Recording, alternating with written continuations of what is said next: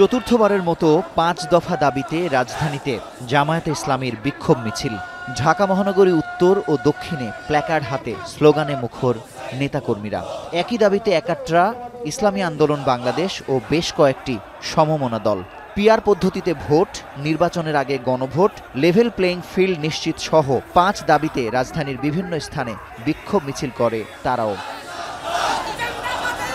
বিকেলে বাইতুল মোকাররমের উত্তর গেট থেকে বিক্ষোভ মিছিল করে ঢাকা মহানগর দক্ষিণ জামাত। পল্টন মোড়, বিজয়নগর প্রদক্ষিণ করে কাকরাইল মোড়ে এসে মিছিল শেষ হয়। গণভোটের মাধ্যম দিয়ে এটা পাশ করতে হবে।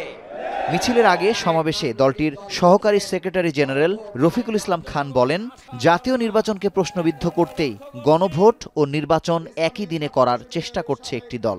ডাকসু সহ সাম্প্রতিক বিশ্ববিদ্যালয় সংসদ নির্বাচনের ফলাফলের মতোই জাতীয় নির্বাচনেও নীরব ভোট বিপ্লবের আশা করেন তিনি। সরকারের অফিসে থেকে একটা দলের পক্ষে কাজ করবেন আর বাংলাদেশের মানুষ বসে বসে আঙ্গুল চুষবে, এটা মনে করার কোনো কারণ নেই। আগামী জাতীয় সংসদ নির্বাচনে এরকম একটা নীরব ভোট বিপ্লব করবে ইনশাআল্লাহ।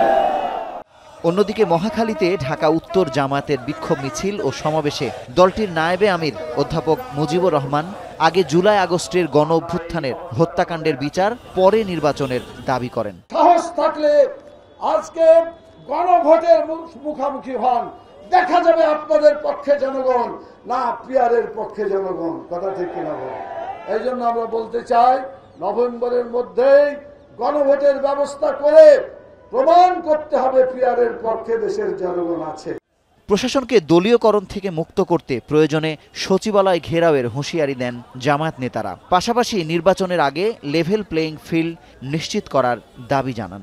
একইভাবে প্রশাসনের সর্বত্র আগের যারা ছিল ভারত দিল্লিমুখী যারা, তারাও এখন পোল পাল্টিয়ে একটা দলের দিকে নতজানু হয়েছে।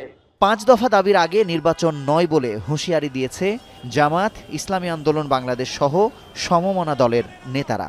তারা জনগণের ভোটের প্রতি সৌজন্যতা কি করে দেখাবে?